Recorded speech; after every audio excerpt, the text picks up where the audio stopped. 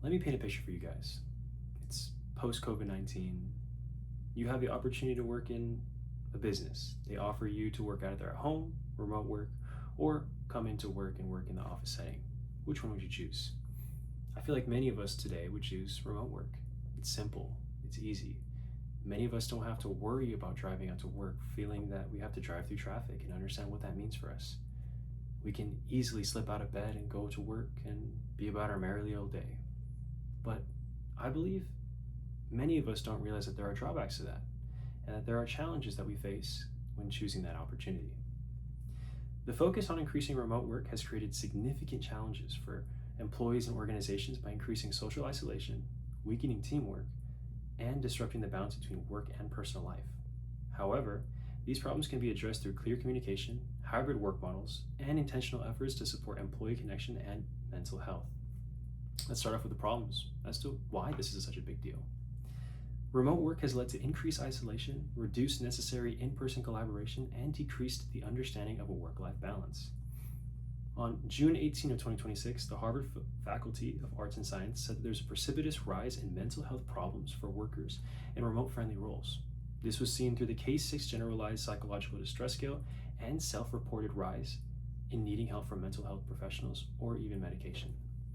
People who choose to work in a remote setting and be far away from work and not have to be socializing with those around them find themselves reaching a point where they need mental help.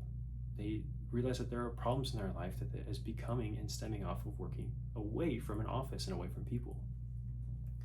Another thing is that on October 9th of 2025 from UPenn, even though everyday office interactions are not so special, they foster a sense of responsibility and purpose that can be difficult to have in a remote setting.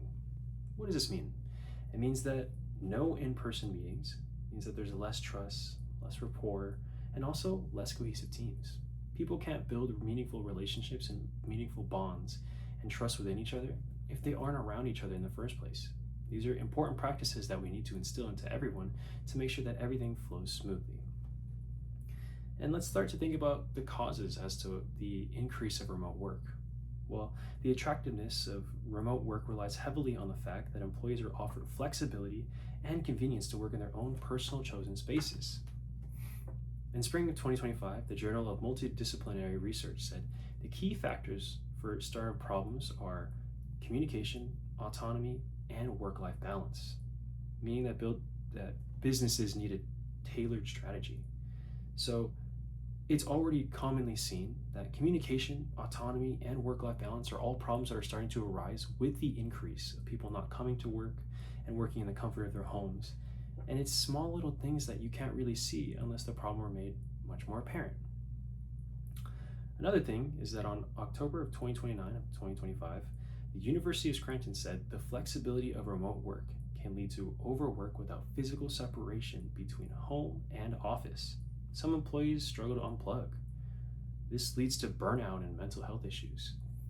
Having this space where you find comfort and relaxation and a place where you call home also be the place where you call work can lead to many problems that you'll never realize actually end up hurting you in the very end.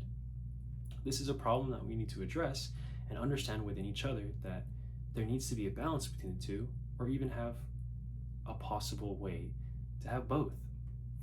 This leads me into how can we fix this and how can we move forward as a society and still incorporate remote work?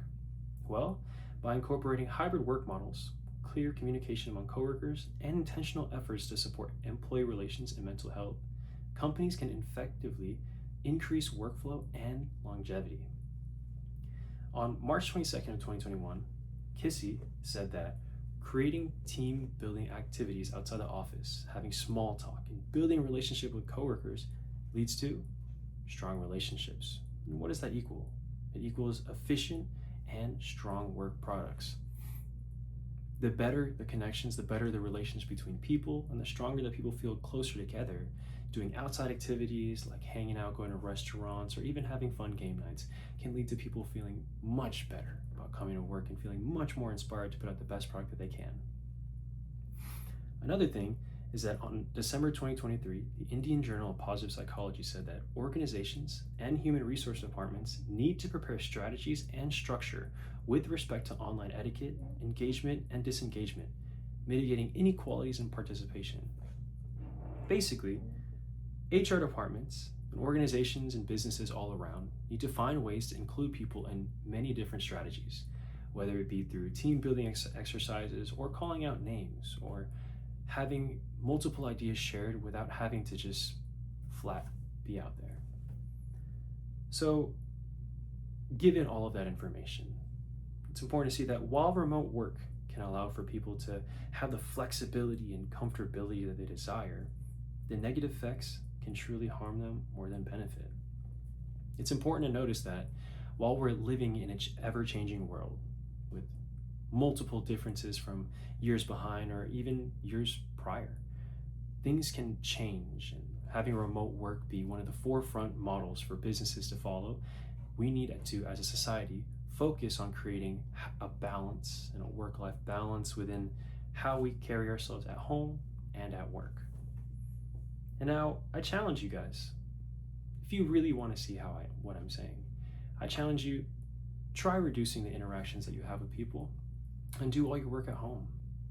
See how that makes you feel, if you enjoy it, if you don't. And the next following week, try to up those interactions.